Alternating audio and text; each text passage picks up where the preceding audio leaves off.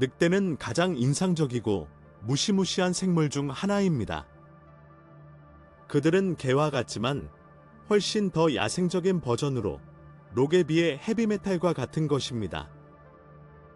게다가 그들은 믿을 수 없을 정도로 충성스럽습니다. 사실 400마리가 넘는 늑대 무리가 발견되었으며 이는 시작에 불과합니다. 2개 이상의 팩이 모이면 슈퍼팩이라고 하는 것이 형성됩니다. 번호 1. 맥켄지 늑대. 늑대 무리가 거대한 곰과 함께 일하는 것을 상상하는 것이 불편하지 않습니까? 글쎄요, 우리가 세계에서 가장 큰 늑대인 맥켄지 늑대에 대해 이야기할 때 조금 덜 놀랍습니다. 이 늑대는 회색 늑대보다 더 크고 더 강하고 더 강력한 버전으로 신체적 특징을 가지고 있어 더욱 위풍당당하다. 길이는 최대 2.1m까지 달할 수 있어 자연에서 존경을 받는 존재감을 선사합니다. 맥켄지 늑대는 힘과 지구력을 위해 설계되었으며 버팔로, 엘크, 심지어 곰과 같은 큰 먹이를 사냥하는 것을 주저하지 않습니다. 놀라운 것은 그들이 종종 3대 사명의 무리 구성원으로 이것을 달성한다는 것입니다. 그들을 진정으로 차별화하는 것은 놀라운 지구력입니다. 그들은 하루에 최대 112km를 이동할 수 있어 거의 모든 다른 포식자를 능가할 수 있습니다. 그들은 강력한 포식자일 뿐만 아니라 환경에 완벽하게 적응하는 생존의 완벽한 예입니다. 이것은 그들을 자연에서 가장 인상적이고 두려운 생물 중 하나로 만듭니다. 번호 2 딩고는 호주가 원산지인 들개의 일종으로 늑대와 비슷한 외모가 특징이지만 약간의 적응 차이가 있습니다. 개로 간주됨에도 불구하고 딩고는 길들여진 품종이 아니라 야생에서 생활하고 사냥합니다. 이 동물은 일반적으로 황금색 또는 붉은색을 띤 털을 가지고 있으며 귀가 직립하여 늑대와 매우 유사한 모습을 보입니다. 딩고는 숲에서 건조하고 사막 지역에 이르기까지 다양한 서식지에 잘 적응하는 기회주의적인 사냥꾼입니다. 보통 혼자 또는 작은 가족 단위로 사냥하지만 신체 구조와 사회적 행동은 늑대와 몇 가지 유사점이 있다. 딩고는 또한 지구상에서 가장 혹독한 환경 중 하나인 호주에서 훌륭한 생존자임이 입증되었으며 대륙 내륙과 해안의 생활에 모두 적응했습니다. 번호 3 늑대가 사냥을 위해 무리를 지어 이동하는 포식자인 것처럼 상어는 먼 거리에서 먹이를 탐지하는 놀라운 능력을 가진 바다에서 가장 효율적인 사냥꾼 중 하나입니다. 상어는 공룡이 등장하기 훨씬 이전인 4억 년 이상 동안 존재해 왔습니다. 오늘날의 세계에는 500종 이상의 상어가 있으며 각 상어는 다양한 환경에서 생존할 수 있는 고유한 특성을 가지고 있습니다.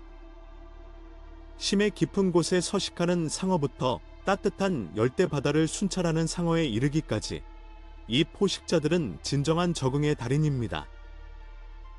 가장 작은 상어 중 하나는 피그미 상어로 22cm에 불과합니다. 작은 크기에도 불구하고 환경에서 효율적인 포식자입니다. 대조적으로 우리는 길이가 12m에 달할 수 있는 바다에서 가장 큰 물고기인 고래 상어를 가지고 있습니다. 위풍당당한 크기에도 불구하고 고래 상어는 주로 플랑크톤을 먹으며 거대한 입을 통해 수천 리터의 물을 걸러냅니다. 상어는 사냥과 생존에 완벽하게 적응된 몸을 가지고 있습니다. 그들의 피부는 물과의 마찰을 줄이는 작은 이빨 모양의 비늘인 피부 이빨로 덮여 있어 빠르고 조용하게 수영할 수 있습니다. 이 기능은 사냥할 때 상당한 이점을 제공합니다.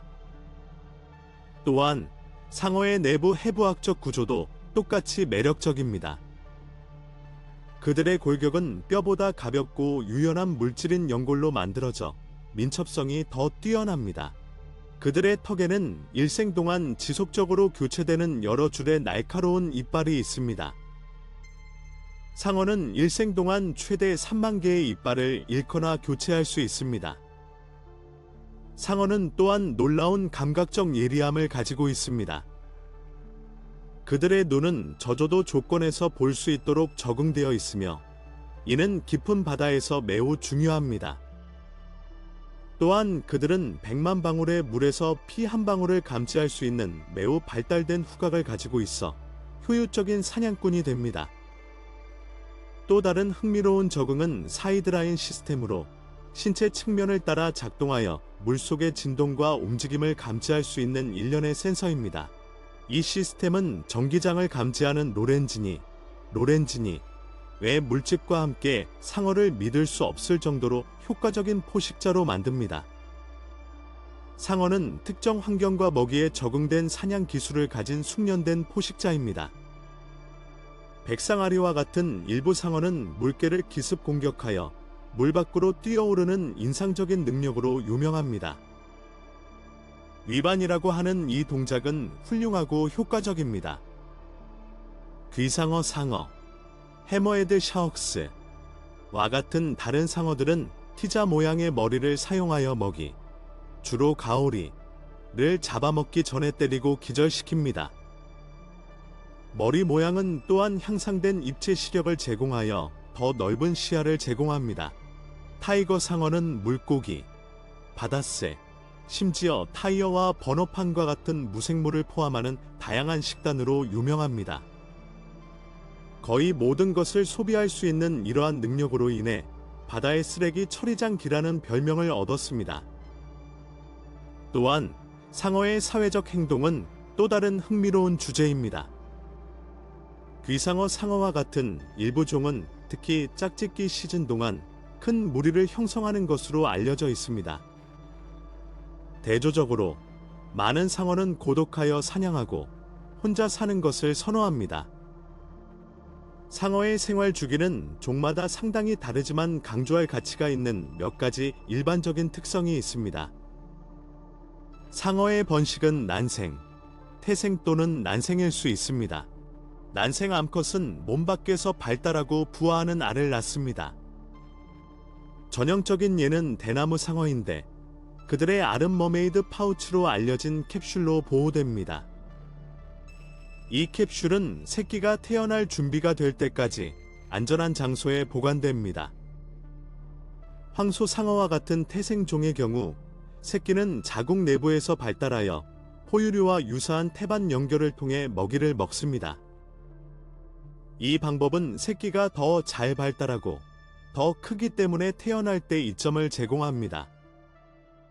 상어의 번식은 긴 과정이 될 수 있으며 암컷은 일반적으로 한 번에 몇 명의 자손만 낳습니다. 이로 인해 상어 개체수가 천천히 증가하여 외부 위협에 특히 취약해집니다. 수년 동안 상어는 오해를 받았고 종종 괴물로 여겨졌습니다. 대중문화에서 스티븐 스필버그의 조즈와 같은 영화는 상어를 무자비한 살인자로 묘사합니다. 그러나 현실은 매우 다릅니다. 상어가 인간을 공격하는 경우는 극히 드뭅니다. 사실 당신은 상어의 공격을 받는 것보다 번개에 맞을 가능성이 더 높습니다.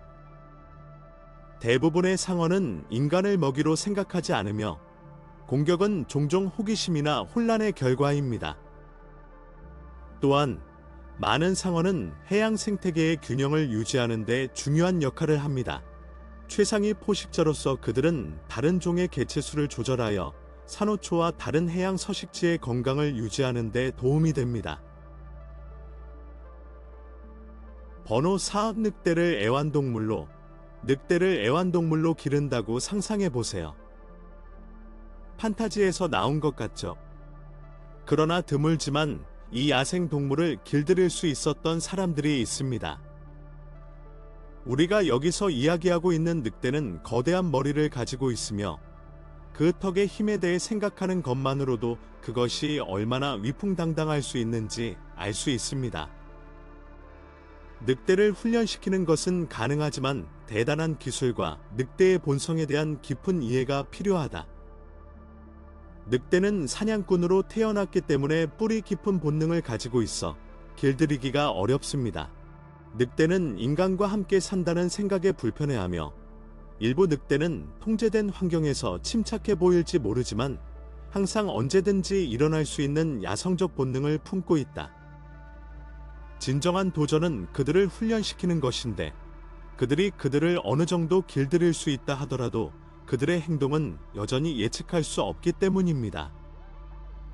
늑대가 인간과 안전하게 공존할 수 있도록 늑대를 훈련시키는 것은 고사하고 늑대와 진정한 관계를 맺는 데 성공한 사람은 소수에 불과합니다. 번호 5. 범고래라고도 알려진 범고래는 전 세계 모든 바다에서 발견되는 매우 지능적이고 사회적인 고래류입니다. 그들은 흑백 색상과 눈에 띄는 등지느러미로 쉽게 알아볼 수 있습니다. 범고래는 최상위 포식자이며 물고기에서 해양 포유류에 이르기까지 다양한 먹이를 먹습니다. 그들은 먹이를 잡기 위해 유명한 매복 공격과 같은 복잡하고 조직적인 사냥 전략을 사용합니다. 그들의 이름은 인간에 대한 공격성을 암시하지만 사람에 대한 범고래 공격은 야생에서 극히 드뭅니다. 대부분의 경우 인간과 범고래의 상호작용은 평화적이며 워터파크와 같은 통제된 환경에서 발생합니다. 범고래는 뛰어난 지능, 복잡한 사회적 행동, 포식자로서의 인상적인 능력으로 존경받고 있습니다. 그러나 그들은 서식지 손실과 오염으로 인한 위협에 직면해 있어 해양 생태계를 위한 보존의 중요성을 강조합니다. 번호 6. 행동하는 에티오피아 늑대. 언뜻 보기에 에티오피아 늑대는 자카를 닮을 수 있습니다. 움직일 때의 외모와 스텔스는 비슷할 수 있습니다. 그러나 이 늑대는 자칼의 어떤 종보다 회색 늑대와 더 밀접한 관련이 있어 더욱 매력적입니다. 에티오피아 늑대는 정확하고 매우 효과적인 사냥 기술을 가지고 있습니다. 이 클립에서 우리는 그가 놀라운 인내심과 손재주로 쥐를 스토킹하는 방법을 볼 수 있습니다. 자신보다 훨씬 작은 먹이를 몰래 잡을 수 있는 능력은 사냥꾼으로서의 그의 기술을 명확하게 반영합니다. 이 늑대는 목표물을 잡기 위해 자신의 속도에 의존할 뿐만 아니라 전략과 전술을 사용하여 그를 능가하는 매우 지능적인 사냥꾼이 됩니다. 이 동일한 기술을 인간을 스토킹하는 것과 같은 더 위험한 시나리오로 옮긴다면 얼마나 효과적일 수 있는지 상상할 수 있습니다. 에티오피아 늑대는 포식 기술의 전문가로서 사냥 본능의 잠재력을 최대한 발휘하고 있습니다. 그의 기술과 적응력 덕분에 그는 동물의 왕국에서 가장 효율적인 사냥꾼 중 한 명으로 간주됩니다. 번호 7. 매크로셀리스 속의 악어 거북은 민물 거북 중에서 가장 큰 종 중 하나입니다. 톱니 모양의 가장자리가 있는 독특한 껍질은 길이가 최대 80cm에 이릅니다. 일반적으로 갈색 또는 올리브 톤의 착색으로 인해 수생 환경에서 영리하게 위장할 수 있습니다. 가장 주목할 만한 특징 중 하나는 적응된 코, 덕분에 장기간 잠수할 수 있다는 것입니다. 이 거북이는 육식성이며 물고기, 갑각류, 물새 등 다양한 먹이를 먹으며 강력한 턱과 날카로운 이빨을 사용하여 먹이를 잡아먹습니다. 위풍당당한 존재감에도 불구하고 서식지 손실과 불법 사냥과 같은 심각한 보존 위협에 직면해 있습니다. 이 종을 보호하기 위해 보존 조치가 수행되고 있지만 장기적인 생존을 보장하기 위해서는 더 많은 노력과 인식이 필요합니다. 요약하면 악어 거북이는 수생 환경에 대한 독특한 적응과 담수 생태계에서 중요한 역할 때문에 매력적입니다. 그러나 이 식물이 직면한 보존 문제는 미래의 생존을 보장하기 위해 추가적인 조치가 필요함을 강조합니다. 번호 8. 늑대 또는 시베리안 허스키. 많은 사람들은 시베리안 허스키가 늑대에 길들여진 버전이라고 생각하지만 실제로는 상당히 흔한 오해입니다. 이 두 동물은 언뜻 비슷해 보이지만 완전히 다른 종에 속합니다. 늑대는 야생에 사는 야생 동물인 반면 시베리안 허스키는 충성스러운 동반자가 되고 추운 날씨에 썰매를 당기는 것과 같은 일을 수행하기 위해 인간에 의해 특별히 사육되었습니다. 둘 사이의 혼동은 주로 눈에 띄게 유사한 외모 때문이며 특히 회색 털과 날카로운 얼굴 때문입니다. 늑대가 시베리안 허스키와 매우 비슷하게 보일 수 있다는 것이 인상적이며 이는 흥미로운 상황으로 이어질 수 있습니다. 운전자가 개라고 생각한 것을 쓰다듬으려고 멈춰섰는데 그것이 실제로는 야생 늑대라는 것을 깨닫는다고 상상해 보십시오.